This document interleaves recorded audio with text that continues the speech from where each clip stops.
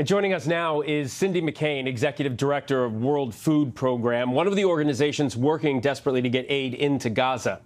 Cindy, thanks so much for taking the time to join us and talk about this. I do appreciate it. 2 aid groups have paused operations since those 7 workers were killed. Will WFP follow suit? If so, why? Why not? No, we're going to continue to get food through. For us, it's about access and being able to get to the north and making sure we have full and unfettered access. We have to continue to do that. Otherwise, no food will get up there. I'm terribly sorry being the head of an agency who has lost people in the field as a result of these kinds of things. I know the horror that it's inflicted upon World Central Kitchen, and I'm so sorry for them. John Kirby, the National Security Council spokesman, said that the U.S. was outraged by the deadly strike. But we also know the U.S. gives more military aid to Israel than any other country. It's $3.8 billion a year, roughly. So when you look at the fact that 196 aid workers have been killed in this conflict so far, do you feel the U.S. is doing enough to protect aid workers in work zones, especially given the fact that the U.S. is selling more weapons to Israel even as we speak? Well, even one aid worker killed is one too many. My job and what we do at WFP is to make sure that we can get the food in, get it at scale, by the way, not just a few trucks, and get it to the north. And that's the problem that we have had. We've been fighting all along, trying to make sure that our trucks could get in. When we get to a checkpoint, they turn us around. We still keep fighting. We still keep going because WFP is not going to leave. But God bless World Central Kitchen for what they do.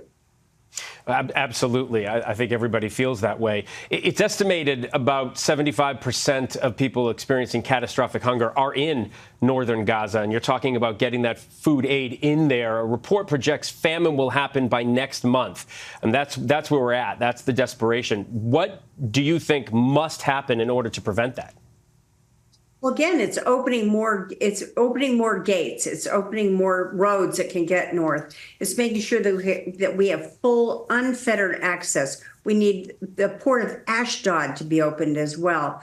There are so many things that we need to do to make sure that we can get everything in there. But the few trucks that we are getting in right now are just simply not enough. It's way too limited. And what happens many times is the desperation is so harsh that the trucks are looted before they can ever get to where we want to send them.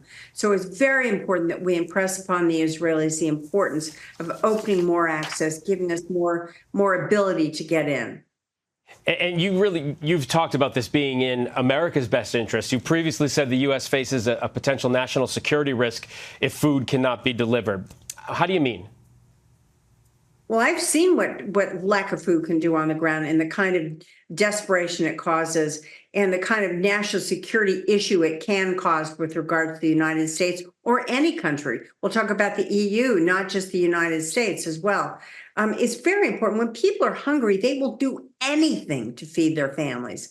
And by that, the bad guys come in, they swoop in, that's who takes over, and that's who's feeding these people. It's in our best interest and in the world's best interest to make sure these people are fed. And that's our job at WFP. Yep. You and other organizations out there. Cindy McCain with the World Food Program. Cindy, thanks so much for taking the time. Appreciate it. My pleasure.